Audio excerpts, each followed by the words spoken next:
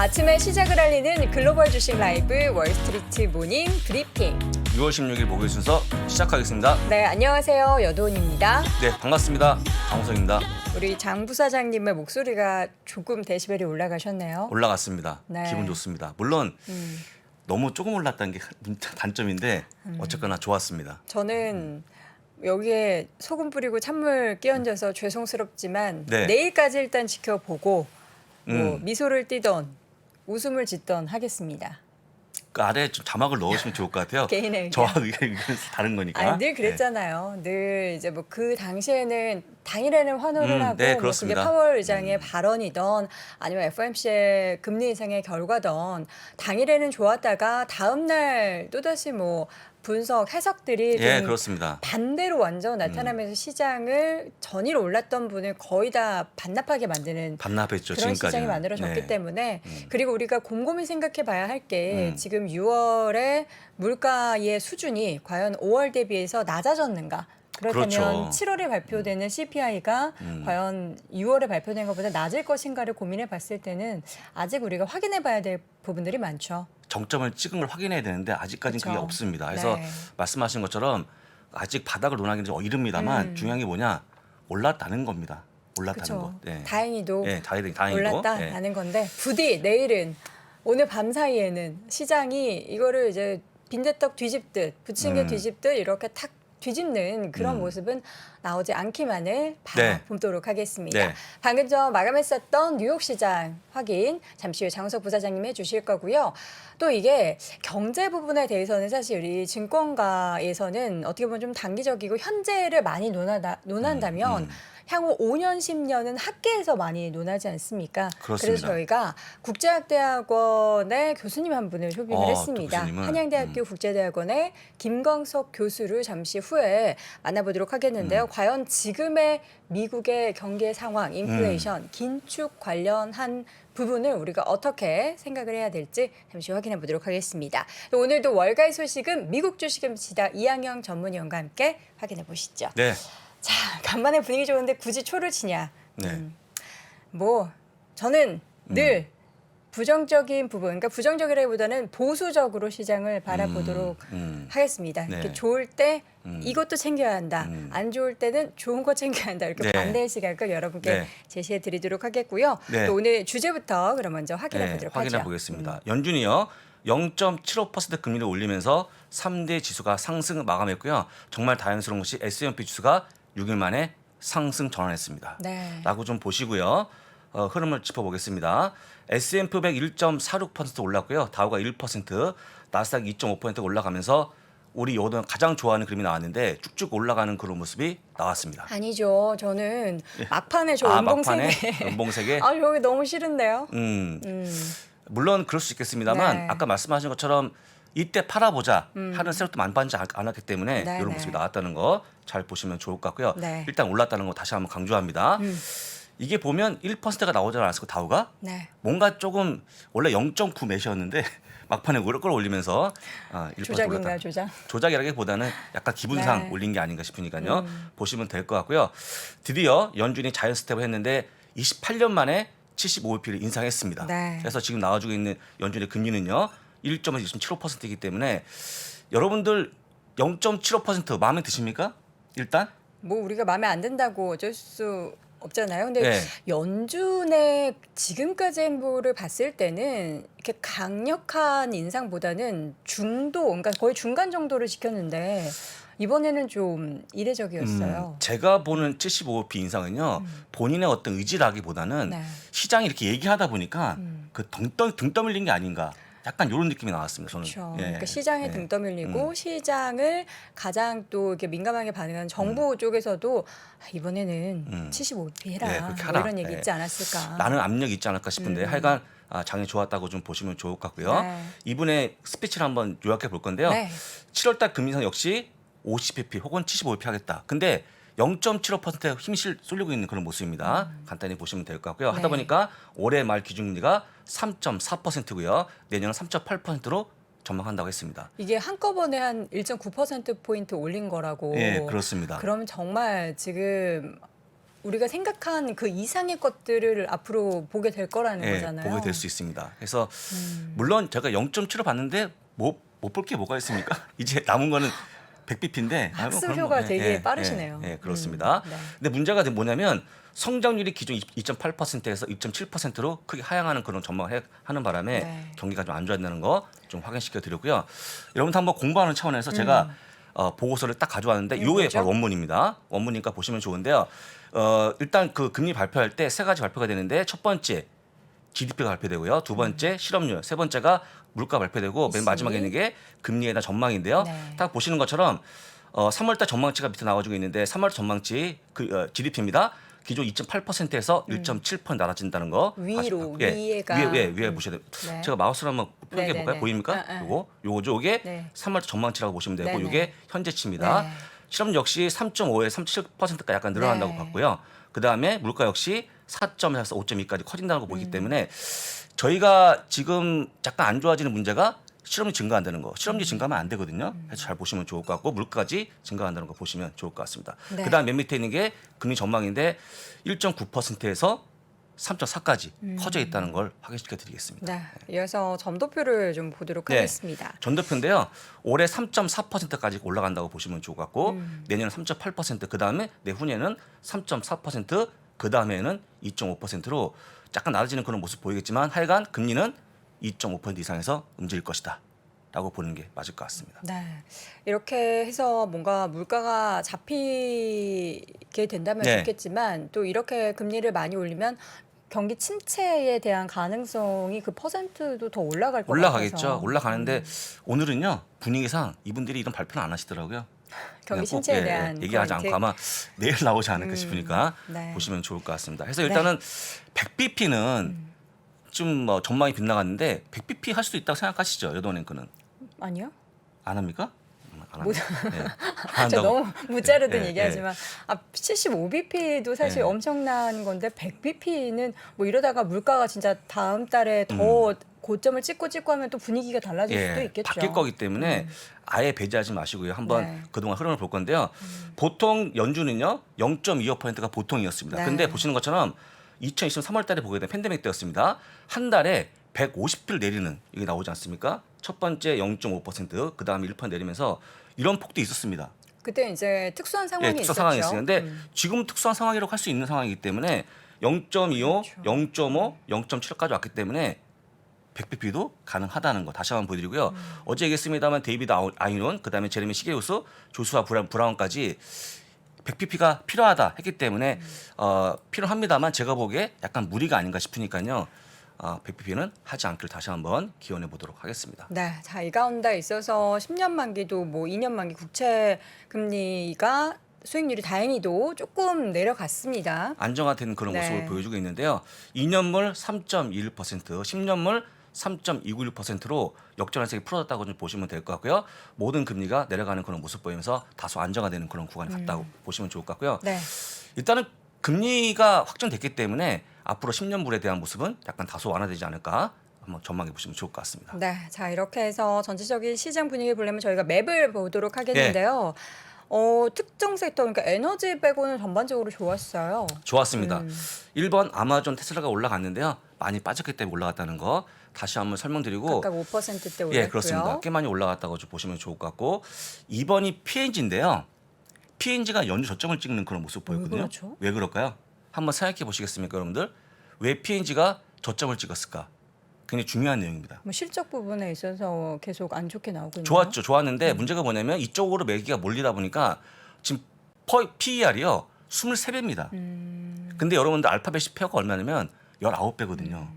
그러니까 우리가 지금 너무 이쪽에 몰리다 보니까 지금 제가 보기에는 비싸진 게 아닌가 네. 하는 시각이 커지고 있어서 주가가 빠진다는 거 보여드리고요. 네. 아마 지금 보시는 것처럼 필름볼스 같은 소위 가치주가 빠지는 그런 모습이 동일한 의견 때문에 빠진다고 보시면 좋을 것 같아요. 네. 밑에는 PM, 에머가 지금 담배 회사거든요. 지금 빠진다는 거 보여드리고 오랜만에 3번 금융주가 올라가는 그런 모습 보이는데 그게 얼마만입니까? 근데 그 오른 폭이 다른 작았죠. 빅테크 대비해서는 좀 적네요. 근데 모두 다 일단은 1%대. 금융업체입니다. 금리 인상이 가장 수혜주니까 올라갔다고 보시면 될 것 같고요. 네. 전 여전히 여러분 포트폴리오에 만약에 금융주가 없다고 그러면 담아야 된다고 생각하거든요. 한 줄에 담아보시면 어떨까라고 네. 말씀을 드리고요. 오늘은요 유가가 빠지는 그런 모습 보이는데 역시 네. 에너지 관련이 빠졌기 때문에 지금 의외로 에너지 관련 기업들의 하락폭이 큰 모습인데 여러 가지 의견이 나오는 게 뭐냐면 너무 비싸진 게 아니냐 하나 경고가 나오기 때문에 참고하시면 좋을 것 같고 제가 네. 얘기했습니다만 혹시 에너지 관련계 투자해서 수익을 크게 보신 분들은 조금 파는 게 어떨까라고 좀 조언 드려보겠습니다. 단기적인 움직임으로 주가가 단기간에 굉장히 많이 올랐기 때문에 좀 차익 실현 매물도 있고 지금 유가가 밤 사이에 지금 115달러 선으로 2.6% 하락을 네, 한 하락했습니다. 부분도 영향을 미쳤습니다. 저는 근데 저 가운데 있어서 넷플릭스가 지금 7% 넘게 오른 건가요? 네, 7.5%가 5%가 올랐는데요. 네. 어떤 이유가 있습니까? 뭐 별로 있습니까? 이유가 없습니다. 아, 많이 별로, 예, 많이 하락해서. 하락할 때 올라갔다고 좀 보시면 좋을 것 같고 얼마 전 로쿠하고 M&A를 얘기하고 있는데 다시 한번 정리한다면 일단은 제가 보기에 넷플릭스의 가장 큰 문제는 뭐냐 보다 다양한 콘텐츠가 더 중요하다라는 네. 거에 집중하시면 좋을 것 같고요. 지금 M&A로 뭔가 주가 올리기에는 상당히 무리가 아닌가 싶으니까 이것도 그렇게 참고해서 보시면 좋을 것 같고요. 일단 기본적으로 오늘의 특징주로 보시게 되면 메타가 좀 많이 올라가는 그런 모습 보이는데 3.43%. 메타는 국민 가격이 있습니다. 국민 주가 188불이요? 88달러. 근데 아직까지 좀 멀어 보이니까요. 아유. 참고하시면 좋을 것 같습니다. 네, 알겠습니다. 뭐 빅테크 종목들 마이크로소프트, 애플, 뭐 구글 모두 다 2%대 반등을 했는데 뭐 그간 하락 대비해서는 너무나 미미한 반등이라고 부족합니다. 볼 수 네. 있습니다. 과연 이러한 우리가 3,000 지금 S&P 기준으로 3,789포인트로 마감이 됐거든요. 여전히 네. 멀죠. 1월 멀습니다. 고점이 예. 4,800선이기 때문에 아직도 먼. 근데 또 지금이 저점이라고 얘기하기도 애매한 그런 구간이라서 여전히 불확실성 가운데 놓여 있다라는 점은 우리가 늘 생각을 해보셔야 될 부분일 네. 것 같습니다. 네. 자, 이렇게 해서 뉴욕 증시 마감 확인해봤고요. 잠시 후에는 한양대학교 국제대학원의 김광석 교수와 함께 들어가겠습니다. 전하, 기운을 풀끝나게 할 영약이 도착했습니다. 아니, 본황칠 통장어즙 뼈만 넣고 끓인 것이냐? 아니옵니다, 전하. 국내산 민물장어를 통째로 넣고 끓여냈다 하옵니다. 어허, 몸에는 좋겠지만 비릴까 걱정이구나. 식전 대보탕의 원료와 함께 제주 본황칠까지 넣어 잡내를 싹 잡았다 하옵니다. 바로 이 맛이로다. 어서 이 통장어즙을 널리 전파하도록 하거라. 지친 하루를 위한 솔루션. 통장어 한 마리의 아르기닌을 한 포에 담아낸 보낭칠 통장어. 총 상금 5천만 원을 두고 펼치는 투자 서바이벌 투자 위더 스타. 반갑습니다. 투자 위더 스타 진행을 맡은 저는 정프로 정영진입니다. 반갑습니다. 지난 1차 예심에서 여러분은 통과한 분들 아니겠습니까? 여러분 실력으로 이긴 분들입니다. 자, 박수 한번 다시 부탁드리겠습니다. 네. 1교시는요 강환국 작가가 알려주는 자산 배분의 기초와 투자 전략, 2교시는 KB자산운용 ETF 마케팅본부 육동휘 실장님이 알려드리는 자산운용사가 ETF를 만드는 방법. 자, 이번 미션의 우승팀은요 1라운드 본선에서 어마어마한 혜택이 주어질 예정입니다. 어려웠어요. 저는 진짜 어려웠습니다. 왜 일반인한테 이렇게 가혹하게? 만약에 스터디가 안 된 상태에서 오시기에는 약간 조금 어려웠던 부분이 좀 있었을 것 같아요. 네, 자신은 있어요. 제가 꼭 1등해서 전부 씹어 먹어보겠습니다. 다른 분들이 어떻게 느끼실지 모르겠지만 저는 우승을 할 거라고 생각했었습니다.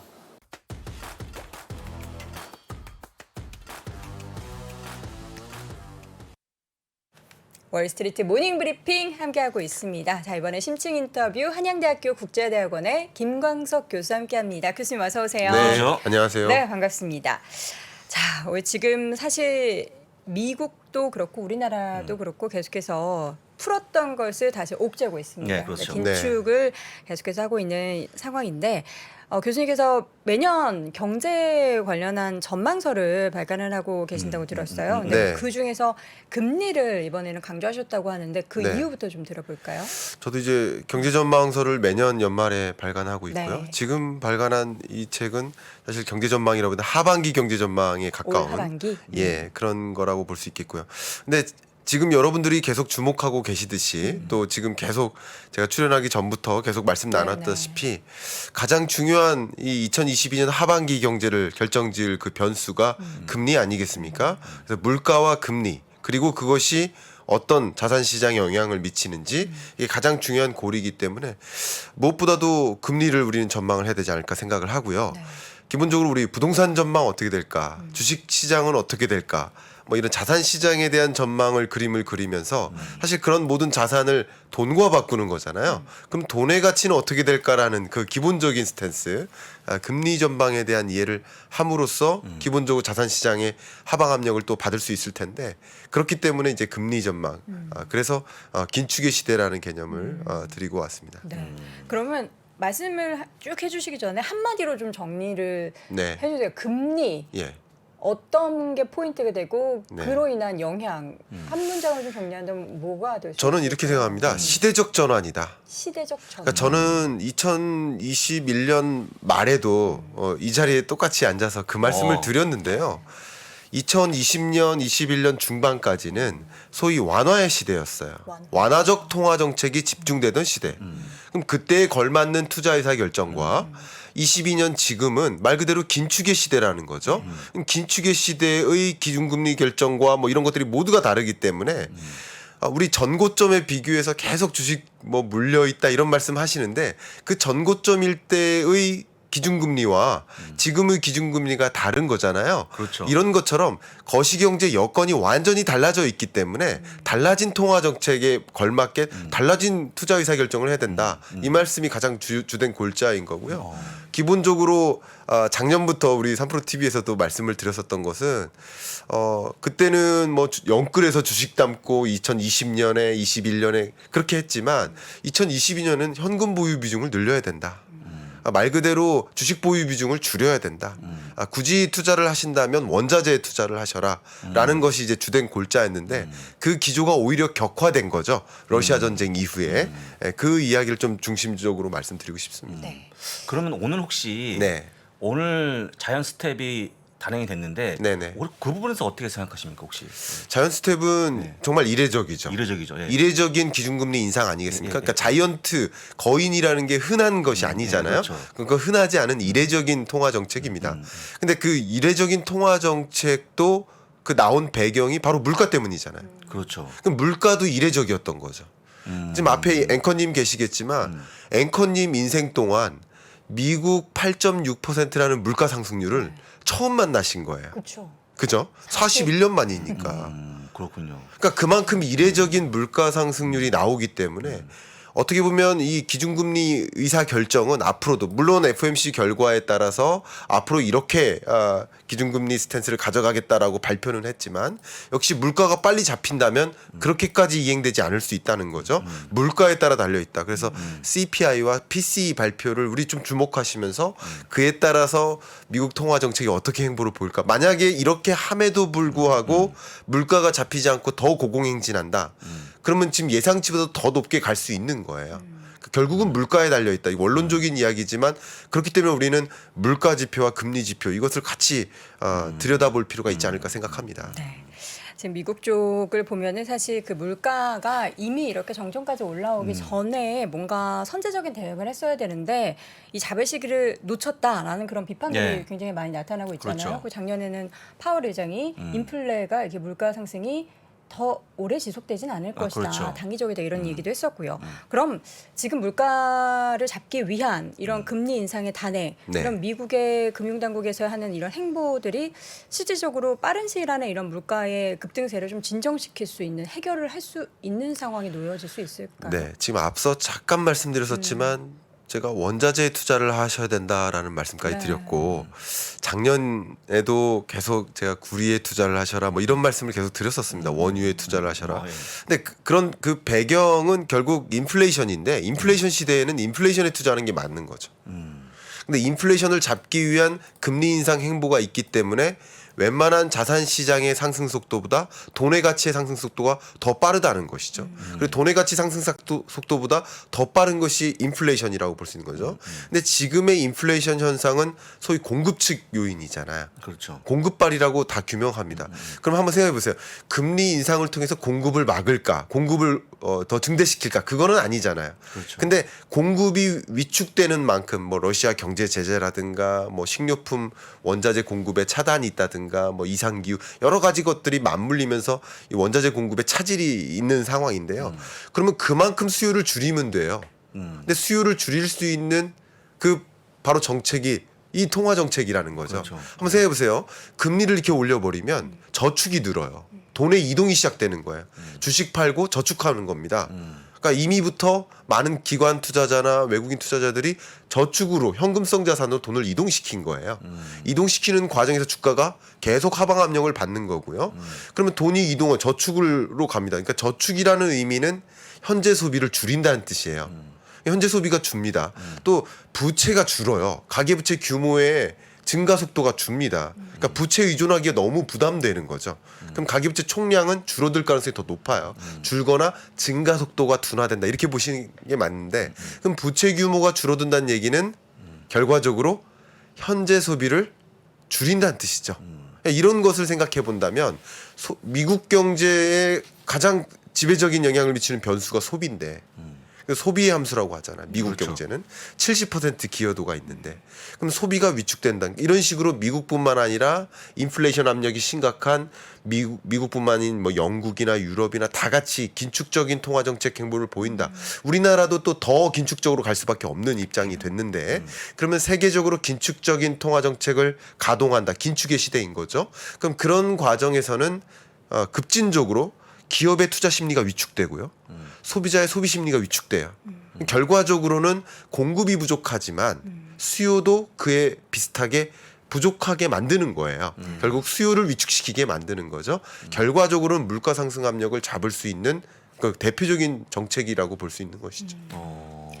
자, 그러면 가장 중요한 게 우리가 사실 전망을 한다라는 건 네. 굉장히 어려운 일이지만 이전의 물가 수준인 사실 2%까지 과연 금리 인상을 계속해서 할 수 있을지는 굉장히 말도 안 되는 그런 상황이 될 것 같아서 네. 뭐 언제까지 연준이 금리 인상을 단행을 할 거라고 생각을 하시나요? 방금 제가 여기 출연하기 전에 이미 부사장님께서 그 FOMC 결과를 이제 말씀 주셨습니다. 그건 지금의 스탠스에서 지금의 물가 전망의 기초에서 그렇게까지 기준금리를 인상해 나가겠다라는 의지를 보인 거라고 볼 수 있는데 역시 물가에 달려 있다. 원론적인 이야기지만 물가에 달려 있습니다. 지금 미국 경제는 2%대 수준을 22년 2%대 수준을 유지하다가 아마도 그거마저도 깨질 것 같다라는 우려가 지금 도는 상황이죠. 그럼에도 불구하고 미국 경제는 1%대 후반 2% 정도 요 정도는 견딜 만한 경제 성장률이에요. 미국 경제치고는 나쁘지 않은 성장률입니다. 그러니까 우리나라가 그 정도면 나쁜 거예요. 그러니까 미국 경제는 나름 버틸 수 있으니까 이게 마치 두 마리 토끼 같은 거죠. 물가와 경기라는 두 마리 토끼 중에 경기는 이미 잘 잡아놓은 상태인 거예요. 나름. 그러니까 물가만 잡기 위해서 행보를 보이는 거예요. 지금. 결과적으로 여러분들이 주목하셔야 될 것은 물가 지표입니다. 뭐 물론 우리가 태어나서 이토록 미국 물가에 관심을 보인 적이 있었나 이런 생각이 가질 수 있겠지만 결국 미국 물가 상승률에 따라서 기준금리 스탠스가 더 긴박하게 갈 것이냐 아니냐가 결정될 것이고 그것에 따라서 투자 심리가 이동하니까 돈의 이동이 가파르게 변화할 수 있겠죠. 그렇기 때문에 저는 물가 지표 발표에 좀 더 민감하게 대응하실 필요가 있겠다 생각합니다.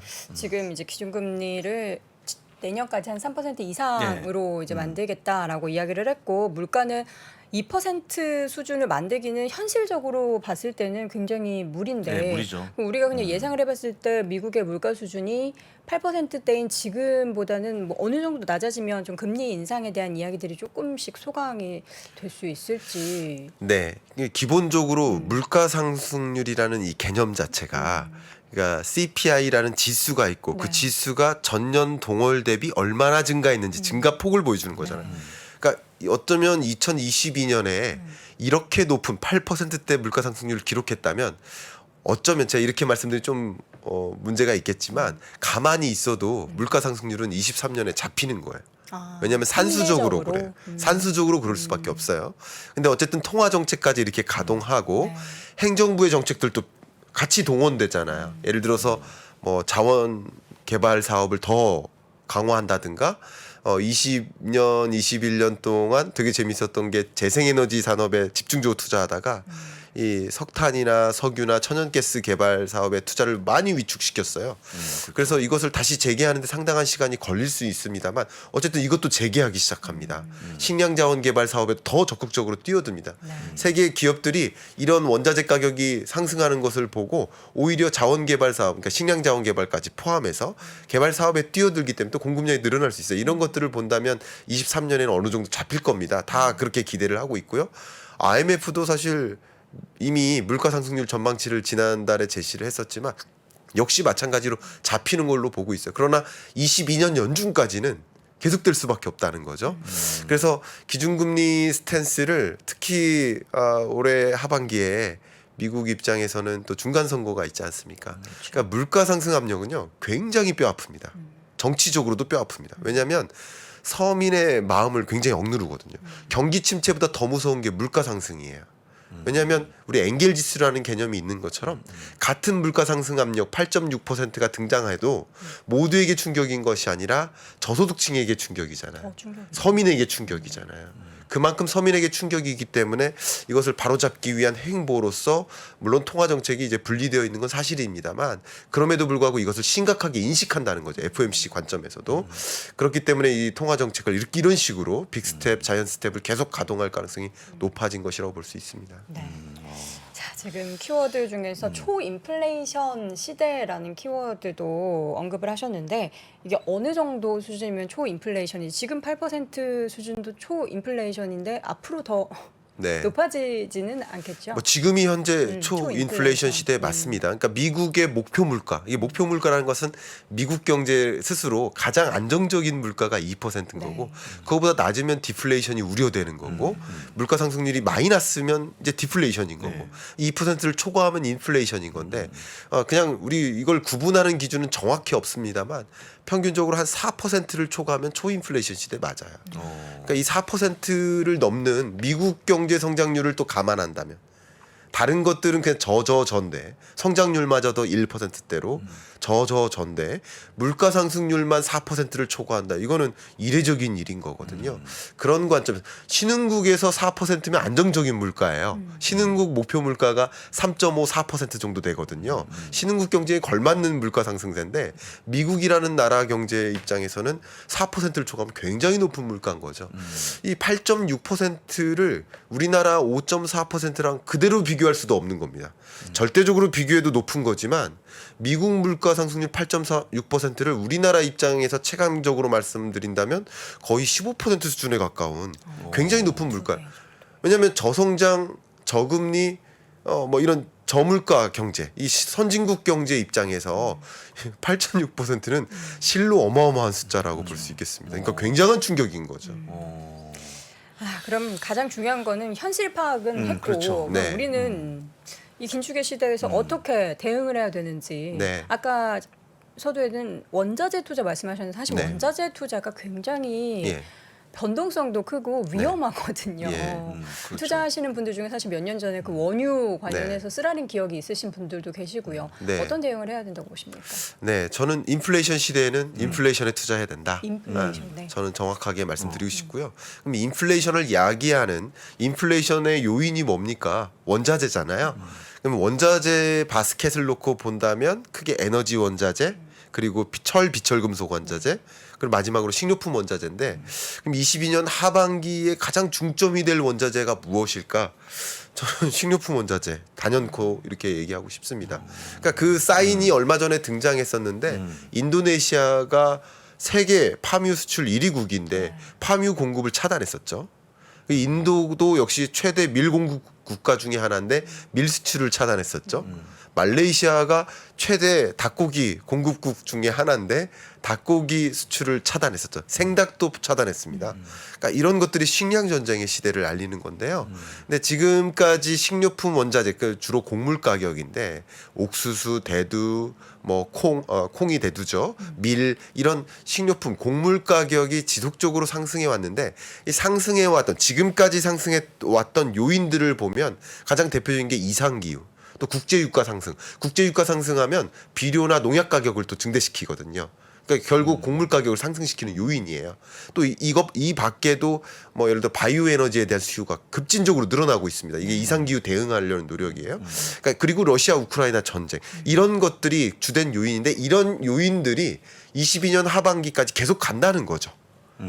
계속 가기 때문에 지금부터는 여러분이 23년까지 투자 의사 결정을 한다. 원자재 슈퍼 사이클이 온다라는 근거는 없지만 식료품 원자재만큼은 슈퍼 스파이크는 이제 3년에서 5년을 전제를 할 때 그렇습니다. 슈퍼 사이클은 대략 15년 정도를 이제 전제로 할 때 얘기인 거죠. 그러니까 15년 정도의 상승세를 가늠하기는 어렵습니다. 그런 근거는 없는 거예요. 그러나 슈퍼 스파이크로서 전제할 만한 지금까지 식료품 원자재 가격을 상승시킨 그 요인들이 앞으로도 23년, 24년까지도 자극시킬 요인들이 더 많기 때문에 그렇기 때문에 저는 인플레이션을 자극시키는 식료품 원자재 가격을 추종하는 그런 ETF, ETN 이런 투자 의사결정을 좀 포트폴리오에서 좀 비중을 늘리는 그런 의사결정이 좋지 않을까 의견을 드리고 싶습니다. 그러니까 문제는 이제 그렇게 말씀해도 우리 투자자분들이 잘 투자 안 하는 게 또 그거거든요. 네. 이렇게 해서 우리가 좀 안타까운데 네. 그럼 이제 최악의 경우 혹시 식량 대란까지 올 수 있다고 전망을 네. 하십니까? 네, 그렇습니다. 그러니까 이것은 저의 전망이 아니라 FAO의 전망입니다. 세계 식량 기구죠. 특히 우리나라 같은 경우는 식량 안보 면에서 굉장히 떨어집니다. 잘 아시겠지만 세계 곡물 수입량 7위 국가예요. 근데 곡물을 왜 이렇게 수입하느냐? 뭐 식탁용 곡물도 있습니다만 약 87%가 사료용이에요. 그렇죠. 근데 저도 지난주에도 이 목장주 분들을 뵀었어요. 서울우유에서 주관하는 그런 행사가 있었는데 이 사료값이 오르면 당연히 제품값도 오르고. 그렇죠. 근데 굉장히 어려운 게 뭐냐면요. 이 목장주 입장에서 유구를 키우는데 사료값이 전체 비용의 55% 정도 차지해요. 근데 이 사료값이 오르면 유구값이 오르죠. 근데 국가가 적극적으로 물가를 잡기 위한 행보 때문에 우유값이라든가 혹은 고기값을 잡기 위한 노력을 할 거예요. 인상 압력을 좀 인상을 못하게 이렇게 마진을 좀 줄여서. 방어를 할 겁니다. 그럼 계속 수익성이 감소되죠. 그러니까 이런 것들이 굉장한 충격이 될 수 있는 것이죠. 식료품 가격 상승은 워낙 우리나라는 식료품 원자재만큼은 물론 다른 비철금속 원자재나 에너지 원자재도 전량 해외에 의존하고 있는 구조이기 때문에 원자재 가격 상승이 굉장히 취약하고요. 더 제가 좀 공격적으로 말씀드리고 싶은 것은 딱 한 2달 전인 것 같아요. 제가 강한 달러의 시대, 강한 달러의 시대가 온다라는 의미로 강한 달러의 시대라는 칼럼을 국민일보에 제시한 적이 있었어요. 그러니까 지금 강한 달러의 시대가 올 수밖에 없는 건데 그것은 미국의 행보 때문에 그래요. 제가 재밌는 거 한 가지 말씀드리면 이게 초인플레이션 시대라고 하지만 그럼에도 불구하고 인플레이션 압력이 국가별로 달라요. 미국은 전반에 걸친 물가 상승세예요. 그러니까 빅스텝, 자이언트 스텝이 가장 중요한 정책 대응이에요. 근데 유럽 같은 경우는 전반에 걸친 물가 상승이 아닙니다. 에너지 가격 상승이에요. 나머지 가격은 그렇게 뚜렷한 상승세가 아니에요. 그렇기 때문에 어떻게 보면 유럽 같은 경우는 통화 정책도 단행하지만 행정적인 정책, 또 외교적 정책, 그러니까 에너지를 확보하는 정책 이런 게 더 중요한 정책 대응이에요. 근데 우리나라는 기본적으로 우리나라뿐만 아니라 신흥국들은 그렇습니다. 신흥국들은 물가 상승 압력이 이런 선진국보다 낮아요. 그러니까 우리나라는 뭐 비교한다면 미국이 8.7, 8.6을 찍을 때 우리나라는 5%를 찍잖아요. 한국은행의 전망치도 4.5%에 불과합니다. 물론 4.5% 우리나라 입장에서 부담이 되는 굉장히 높은 물가가 맞습니다만 이런 미국, 유럽, 영국에 비하면 비할 데가 안 된다는 거죠. 그리고 일본 한번 보세요. 일본은 기껏해야 7년 만에 물가 상승이라고 하지만 기껏해야 1%대거든요. 일본 입장에서 감사한 물가인 거예요. 물가 하락이 걱정이었던 경제인데 이제 물가가 너무 높게 치솟으니까 이것은 오히려 그냥 이렇게 긴축 행보를 보일 필요가 없는 입장인 거예요. 감사한 일인 거예요. 일본 입장에서. 이게 세계적으로 불균형한 인플레이션 압력이 작용하니까 미국만큼 빅스텝 행보, 자이언트 스텝 행보를 보일 나라가 없어요. 그렇기 때문에 지금 이번 기점을 제외하고 그동안 근래 경제, 현대 경제 속에서 한 4번의 긴축의 시대로의 전환이 있었는데요. 그 긴축의 시대로의 전환 속에서 공통되게 금리 인상 시점 전 약 6개월 동안은 강달러 시대였어요.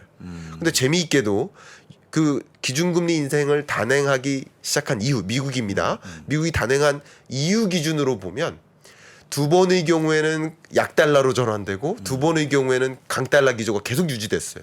그러면 왜 이 두 번에 가깝게 제가 전망을 했느냐면 이 두 번과 나머지 두 번 약달러로 전환됐을 그 두 번과 비교를 해보면 극명하게 달라지는 게 이런 긴축적 행보가 세계적으로 같은 속도이냐 아니면 미국만 가파르냐 이것에 따라 다른 거거든요. 근데 2015년을 한번 생각해 보세요. 2008년 글로벌 금융위기 이후에 15년 12월 그때 기준금리를 0.25% 올렸죠. 그리고 16년 12월에 0.25% 올렸죠. 그러니까 굉장히 완만했어요. 그러니까 미국이 완만했던 것만큼 다른 나라도 완만하게 올렸기 때문에 강달러 기조가 안 나온 건데 지금 같은 경우는 미국이 가장 인플레이션 파이팅을 해야 되는 입장이기 때문에 가장 빅스텝 자이언트 스텝을 할 수밖에 없는 입장. 그러니까 강달러 기조가 계속 나올 수밖에 없고요. 그것은 우리나라 경제 입장에서는 원자재를 수입해다 쓰는 나라 입장에서 원자재 가격 상승세가 더 올 수밖에 없는 거죠. 우리나라도 물가 부담이 더 가중될 수밖에 없는 입장. 이렇게 생각할 수 있겠습니다. 네, 초인플레이션 시대, 긴축의 시대에 있어서는 우리는 그 기조에 맞춘 인플레이션 관련한 투자를 대응으로 네. 해야 한다라는 말씀으로 정리해 보도록 하겠습니다. 한양대학교 국제대학원의 김광석 교수 함께했습니다. 교수님 고맙습니다. 고맙습니다. 감사합니다. 안녕하세요. 최준영입니다. 많은 분들께서 지구본 연구소에 보내주시는 사랑 항상 감사하고 고맙게 받고 있습니다. 여러분들께서 좋아해 주시는 만큼 저도 즐거워야 되는데 사실 제 마음속에는 항상 고민이 하나 있었습니다. 단순한 지식이 아니고 어떻게 하면 지혜를 잘 쌓는 방법을 여러분들과 함께 할 수 있을까? 이런 고민 끝에 부족하지만 제 나름의 해답을 위즈덤 칼리지에 담았습니다. 개별적 지식을 하나, 둘씩 연결해서 지혜를 축적해가는 시간. 조금이라도 더 많은 분들과 나누고 싶습니다. 꼭 함께 해주세요. 감사합니다.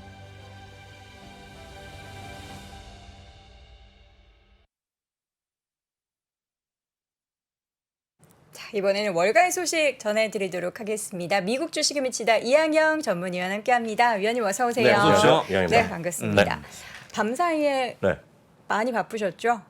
약간 부으셨어. 교수님 뭐 봤습니까? 시장 상황을 계속 잠을 안 주무시고? 거의 2시에 일어나시지 저는 딱 눈을 않으신가요? 뜨면 네. 항상 그때 시작하는 때 그 연단에 딱 나오는 시간부터 오죠. 그쵸. 그 전에는 안 일어나죠. 저. 제 교수님한테 질문 하나 드려도 상관없겠습니까? 아이고 이분이 안 만날 생각인 것 이미 한 것 같습니다. 같은데요. 네. 100bp는 어떤 스텝입니까, 교수님?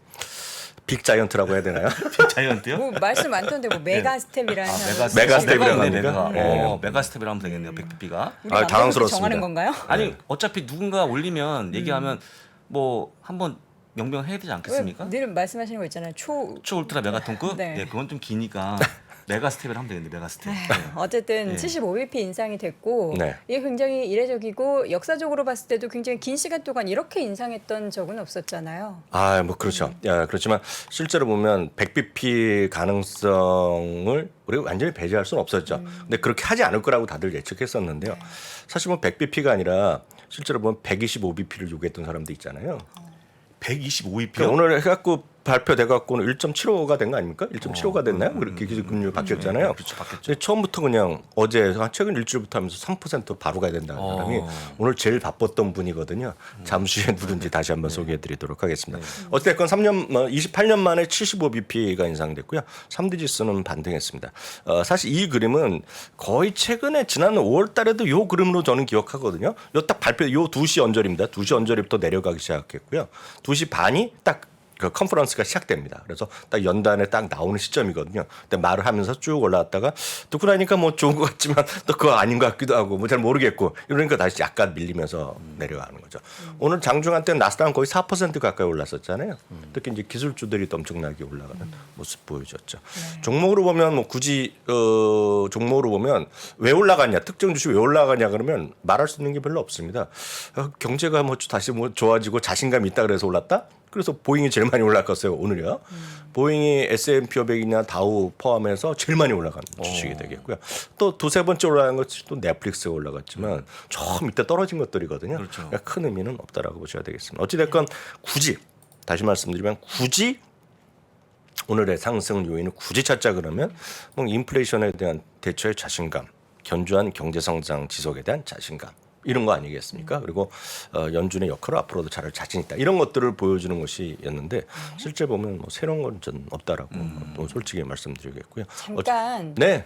채팅창에 네. 올려주셨어요. 그 100bp라는 단어 자체를 명명하는 영어 문장이 있습니다. 영어 단어가 원빅이라고 하네요. 원빅. 원빅. 아, 그러니까 우리가 원빅. 뭐 무슨 스텝 이런 단어가 안 붙어가지고 좀 그렇긴 하지만 네. 원빅이라고 뭐 100bp가 올라가고 내려가고 했을 때 그렇게 또 표현을 좋은 한다고 얘기죠. 해요. 또 하나 배웠어요. 네. 배웠습니다. 배워가네요. 고맙습니다. 원비. 어찌됐건 네. 7월에도 50에서 70bp의 금리 인상 가능성을 시사했죠. 이게 보면 금리 내리고 올라갔는데 이때 보면 100bp를 내렸던 거잖아요. 이제 기억대 안 나도 하나도 안 나잖아요. 이렇게 내린 적도 이렇기 때문에 뭘 올렸어도 제가 보기에 100bp를 올렸어도 오늘 주가 많이 올랐을 것 같아요. 그만 그 정도라고 일단 이해하시면 좋겠고요. 여기 이제 점도표거든요. 점도표 다 보셨겠지만 점도표는 3개월씩 발표됩니다. 그러니까 매번 하는 게 아니라 모여갖고 자기가 점을 찍는 겁니다. 연준위원들이 연말 그리고 내년, 후년, 하여튼 장기적인 목표를 딱딱딱딱 찍는 겁니다. 그래서 모아놨을 거예요. 그래서 모아놔갖고 제일 많이 이제 중위값이라고 얘기하는 것이 미디안이라고 얘기하는 거죠. 지난번에 1.9였습니다. 1.9 여기였어요.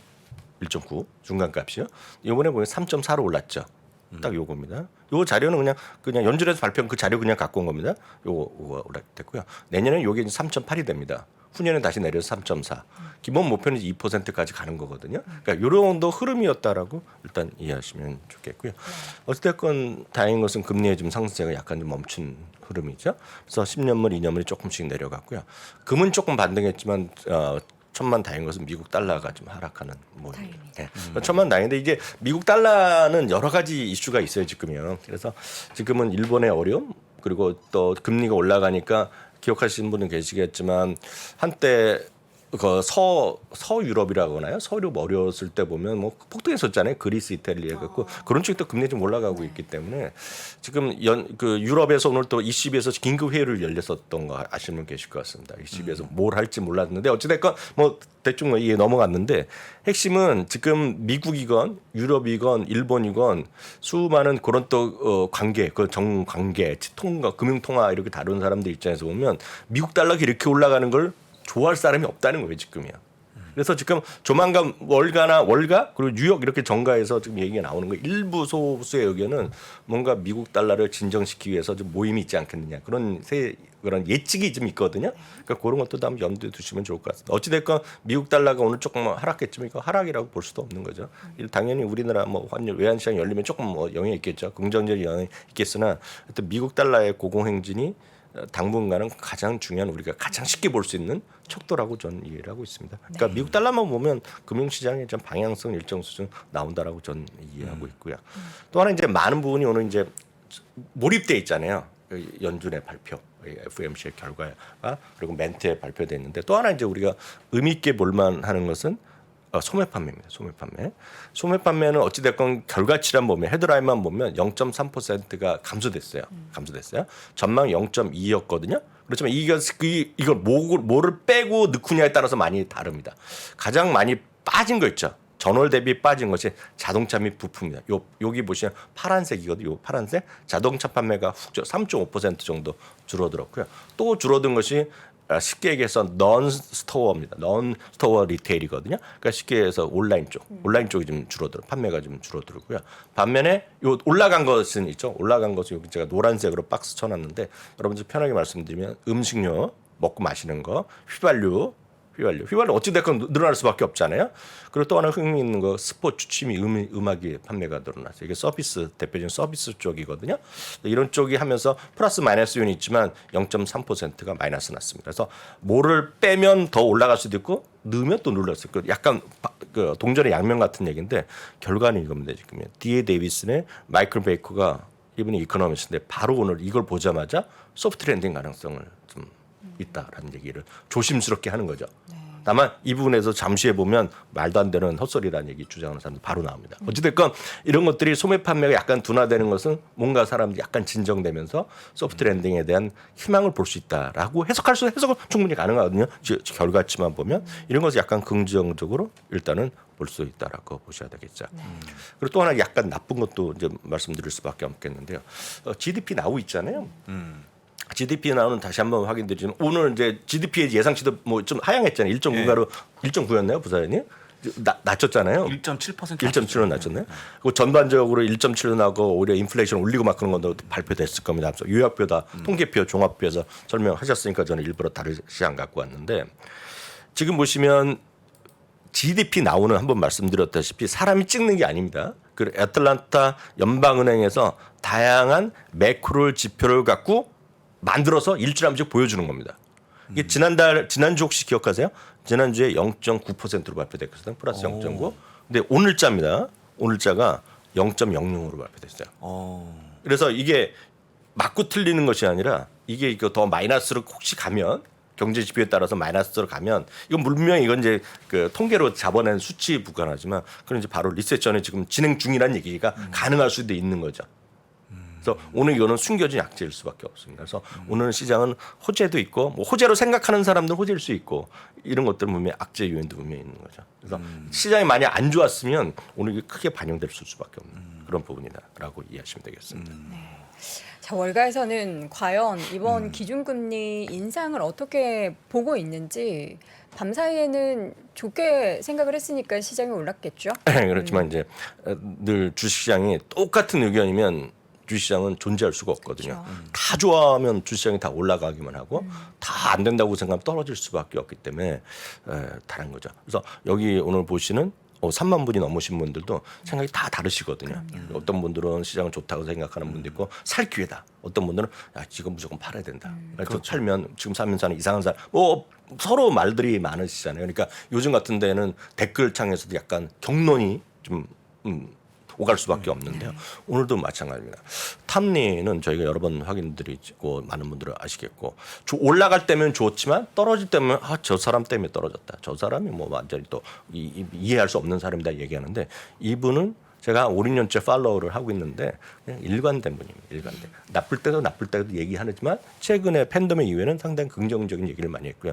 지금도 마찬가지다. 그리고 이분은 나름대로 쿨하게 솔직합니다. 이번에 지금 그 예를 들어서 비트코인이 이번에 엄청 올라간 10만 불은 틀렸다고 얘기했고 지금 연말까지 가면 좀 반등하는 정도라고 얘기를 하고 있는데 어찌됐건 현재 시장은 여기 제목에 나왔지만 현재 시장은 리세션도 이미 와 있는 거로 치고 있고 6월은 물론 7월 이후에 높은 기준금리 인상 75bp 정도를 예상하고 있고 오늘 보면 페드워치에 바로 75bp가 한 80% 나올 겁니다. 그리고 50bp가 조금 있을 텐데 소수이긴 할 텐데 이것들이 이미 다 반영돼 있다는 겁니다. 그렇기 때문에 지금 주식시장은 떨어질 만큼 떨어지다는 얘기하고 있죠. 다만 에너지는 기본적으로 공급망 이슈가 계속되기 때문에 추가적으로 더 올라갈 수밖에 없고 인플레이션의 압박이 있을 수 있는데 다른 것들은 상당히 피크를 쳤다는 얘기를 다시 하고 있습니다. 그래서 이번은 우리가 그 조금 용어로 얘기하면 근원 소비자 물가지수는 피크를 쳤다는 얘기를 하는 겁니다. 이번은요. 주가는 그러면서 하반기에 강한 반등 기대된다는 얘기하면서 여전히 에너지를 얘기하고 있고 빵을 비롯한 기술주들의 비중 확대될 수 얘기하고 있습니다. 굳이 빵이라고 얘기 안 하지만 기술주가 가장 먼저 반등할 것이고 인플레이션도 피크 치고 있고 주가도 바닥쳤다는 사람들의 대표적인 얘기가 작년 초만 하더라도 모든 사람들이 열광했던 소위 돈나무 누님이죠. 그렇죠. 지금은 캐시우드 얘기하면 역적 중에 역적이에요. 지금은 어떤 제가 댓글 중에 가장 여태까지 가장 강력한 댓글 중에 하나 그럼 그 유튜버에서도 봤는데 내가 평생 캐시우드란 사람으로 안 것이 정말 후회된다. 그런 사람도 많이 있죠. 근데 아마 그렇게 썼던 분은 아마 제 생각에는 칭송자 중에 칭송자였을 겁니다. 근데 그분은 지금도 자신감을 보여주고 있죠. 그렇죠. 근데 제가 소개하면 욕만 먹으니까 뭐하라 합니까? 지금. 그런 소리는 여전히 나오고 있다라고 보셔야 되겠고요. 마르코 콜라나믹은 똑같습니다. 주식시장은 이미 약세장에 진입돼 있는 거를 이미 약세장과 리세션이 충분히 반영된 주가 수준이기 때문에 하반기에 보면 4,800을 간다. 연말에 4,800 가면서 연말까지 보면 쉽게 얘기해서 똔똔 된다는 얘기죠. 우리식으로 얘기하면 플러스 마이너스 제로가 된다는 얘기죠. 다 회복할 거란 얘기를 이분은 하고 있습니다. 그래서 이분 얘기인데요. 전혀 반대 목소리 한번 들어보겠습니다. 제가 봤을 때 최근 이틀 동안 가장 바쁜 사람입니다. 방송에 제가 보기에도 새가 생겼다 한 3번 정도 나왔습니다. 이분의 발언 엄청 블룸버그에도 강하네요. 나오고 CNBC 나오고 야후에서도 본 것 같은데 제가 보기에는 나온 것 같아요. 어디 본 것 같은데 더블라인 캐피탈의 제프리 군드라운데요. 앞서 제가 D.A. 데이비슨에서 소프트 랜딩 얘기했잖아요. 그리고 오늘도 보면 제롬 파월이 강한 자신감을 얘기했는데 이분이 얘기입니다. 이분이 어저께도 얘기했고요. 오늘 미국의 2시 반에 오늘 그 2시에 발표하고 2시 반에 그 미국 동부 시간으로 그 컨퍼런스를 시작했잖아요. 미국의 오전에 방송에 나와서도 금리를 3%까지 바로 가야 된다 얘기예요. 3%까지. 몇 bp 올려야 되는 거예요? 그러면 계산이 안 되네요, 바로. 125b, 예. 225bp죠. 그러니까 바로 올려야 되는 거죠. 그래서 이런 얘기를 했고요. 끝나자마자 CNBC에 다시 또 출연했습니다. 이거 3% 올랐어야 되는데 지금 이렇게 해서 또 완전히 잘못된 거다. 얘기하고 있습니다. 지금은 한 1시간 반 전에 나온 거를 화면 찍어왔어요. 1시간 반 전 화면입니다. 그러면서 여기가 딱 제목 자체가 소프트 랜딩 뭐 말할 것도 없고 소프티시 랜딩 don't even think about it라는 표현을 썼어요. 발음할 때는 보면 말도 안 된다는 얘기하는 거죠. 안 된다는 얘기하고 있고 지금은 기회를 놓쳐도 여러 번 놓쳤다 얘기를 하는 거죠. 그래서 지금 주가는 엄청나게 떨어질 수 있죠. 일단 비트코인도 또 막 뭐라 하시더라고요. 뭐라고 하셨나요? $10,000 이하가 빠져도 예. 뭐 별로 뭐 가능성이 있다. 더 하면서, 아래로 더 내려갈 가능성? $10,000 이하까지 빠질 수 있기 때문에 위험성을 다시 한번 경고했는데 이건 말만 하면 딱 경고성. 거기에는 엄청난 말씀을 부수적이네요. 조심하셔야죠. 비트코인은 또 네. 비트코인 뭐 하시는 분 네, 많으니까 네, 지금 비트코인계의 또 최대 역적이 있잖아요. 빌 게이츠, 빌 게이츠. 워런 버핏 이런 사람 엄청나게 그 하는 그쪽 세상에 가면 전혀 세상을 모르는 사람들의 판이라고 얘기하는 거죠. 어찌 됐건 저희가 노코멘트고요. 제가 네. 할 말은 없고요. 실제로 보면 이분이 오늘 따로 안 준비하면 이분은 최근 들어서 일관되게 얘기를 하고 있습니다. 최근에 한 2주일 전인가요? 열흘 전쯤에 저도 한번 이 코너에서 얘기했는데 그 당시에요. 그 옐렌 의장 있죠. 옐렌 그 연장 지금은 재무부장관이 한번 이런 얘기를 했어요. 그때 한번 나와갖고 인플레이션 예측을 자기도 좀 틀렸다 얘기했었거든요. 그때 그분의 트위터를 저도 한번 여기서 소개한 적이 있는데 그때 트위터 어떻게 부사장님도 한번 소개하셨던 거를 기억합니다. 뭐라 했냐면 12살짜리 애도 전제 조건이죠. 약간 똑똑한 인텔리전트한 12살짜리라도 예측할 수 있는 일은 너희는 그것도 못했냐라고. 사람입니다. 이분. 그래서 지금 현재 어떤 정부, 현재 있던 쪽에 이런 쪽에 대해서 아주 신랄하게 비판하는 사람인데 이분은 지금 말도 안 되고 주가는 엄청 더 떨어질 수밖에 없다. 그런 얘기를 하고 있다는 것도 좀 다양한 의견이 오늘도 존재한다라는 것 좀 이해를 하시면 좋겠습니다. 과연 이제 오늘은 좀 좋은 분위기로 상승 마감을 했는데 또 밤 사이에 오늘 밤 사이에는 또 부정적인 의견들 뭐 저렇게 뭐 3% 올렸어야 뭐 이런 의견들. 이거 뭐 극소수의 의견이니까요. 네. 극소수입니까? 네, 극소수. 그건 심한 거죠. 말도 안 되는 얘기지만 이분은 뭐 워낙 자기 목소리 하는 사람이고 네. 이분도 뭐 지금이야 그렇지만 이분이 그 리만 사태 때 엄청나게 돈 번 사람들이 지금 다 그 이럴 때마다 나오는 사람이잖아요. 유명한 분들은 몇 분 있잖아요. 리만 사태 때 예를 들어 숏에서 번 사람들의 대표적인 인물도 있고 뭐 마이클 버 이런 사람 몇 명 있잖아요. 지금 여러분들 많이들 아는 분들. 그런 사람 특징이 그때 돈 번 분들이죠. 알겠습니다. 기사 하나 보죠. 네. 소비 관련된 기사 준비해 주셨네요. 이 기사가 아주 흥미로운 기사인데요. 이 모든 것들이 지금 보면 리세션이 지금 반영되고 있다는 얘기를 하고 있고 지금 여러분들 그 아마 심리적으로 그렇고 우리나라 투자자, 우리나라 언론도 마찬가지, 미국 언론도 마찬가지지만 진짜 어렵다는 얘기를 많이 하고 있습니다. 그 주시장 보면 진짜 어렵죠. 그렇지만 이제 JP 모건의 제이미 다이먼드 허리케인을 얘기하고 있지만 실제로 미국의 지금 재무적인 상황은 좋다는 얘기를 많이 하고 있잖아요. 가구도 하우스홀드도 돈이 많고 지금 기업들도 돈이 많고 쓸 돈이 많이 있다 얘기를 하고 있고 물론 소비는 앞서 우리가 여러 번 얘기하고 했지만 지금 또 80년대 최저로 미시간 대학의 소비자 심리 지수도 상당히 바닥을 기고 있단 말이죠. 바닥이죠. 그리고 다양한 소매 판매도 이번에 그렇게 좋지 않아요. 근데 보면 전체적으로 봤을 때 이런 은행가의 입장에서 보면 뱅크 오브 아메리카 같은 데 보면 지금 견조하다는 소비 자체가 견조하다는 얘기를 하고 있습니다. 그래서 이거가 5월 수치도 아니고 6월에 최근가의 소비자 소비가 또 9%가 늘어난 겁니다. 물론 여기서 보면 인플레 때문에 효과 분명히 다 상당히 있겠죠. 어찌됐건 소비자의 소비가 견조하다는 얘기를 하고 있겠고요. 팬데믹 이전되며 보통 1,000에서 2,000달러 정도 카드 소비층에서 보면 7.5배 정도 현금이 많이 늘어났다는 얘기를 하고 있습니다. 그런데 다만 현금 늘어났고 요새 현금 다시 줄어들고 있지만 절대치가 많이 높아져 있는 거가 되겠고 특히 중산층 이상이 워낙 현금을 많이 갖고 있다는 거죠. 그러다 보니 소비자 신용이 3개월 연속 사상 최고를 가고 있다는 겁니다. 소비자 신용은 다시 한 말씀드리면 리볼빙과 넌 리볼빙입니다. 카드와 쉽게 해서 카드 사용과 그리고 자동차 및 이런 것 할부나 그런 집 모기지 대출이거든요. 그러니까 그런 것들이 여전히 사상 최고가 가는 그림이 이 그림입니다. 이 그림이요. 그러니까 소비자 신용이 이렇게 늘어나기 때문에 소비가 왕성하다는 얘기를 하고 있으면서 이분은 시장은 단기적으로는 어려울 수 있지만 시장은 이런 거를 보면 또 오늘 제 파월 의장 얘기한 대로 지금 그렇게 큰 문제는 없을 것이라는 그런 희망의 싹도 분명히 있다는 것도 참고하시면 좋겠습니다. 이 가운데 저희가 이제 마지막으로 월가가 빡빡이 좋다는데 이 코멘트만 좀 듣고 마무리하죠. 이거는 시간이 도저히 안 나올 것 같은데요. 네. 지금 오늘 보면 기술주나 이런 것들이 많이 오르잖아요. 약간 그렇지도 않을 수도 있다는 얘기를 내일 해드리겠고요. 오늘 마침 시간이 되면 오늘 딴 거 준비한 게 또 있긴 있는데 오늘 외전에 시간에 질문 아무 얘기나 혹시 그게 끝나면 요 얘기 좀 해드리도록 하고 못하면 또 내일 맞죠 해드리겠습니다. 뭔가 전망이나 평가에 대한 기준이 조금 더 타이트해졌다 이런 의미인 것 같은데 자세한 이야기는 외전이나 혹은 못다한 이야기 내일 이 시간에 또 나눠보도록 하겠습니다. 미국 주식에 미치다 이항영 전문위원 함께했습니다. 고맙습니다. 자, 월스트리트 모닝 브리핑 준비된 소식은 다 전해드렸는데요. 오늘 밤이 저는 더 긴장되네요. 네. 전 어떻겠습니까? 예, 오늘 밤에 또 라이브 출연하셔서 잘 대응해 주시리라 믿고요. 저희는 내일 오전에 부디 상승을 이어가는 시장 기원하면서 다시 돌아오도록 하겠습니다. 여러분 고맙습니다.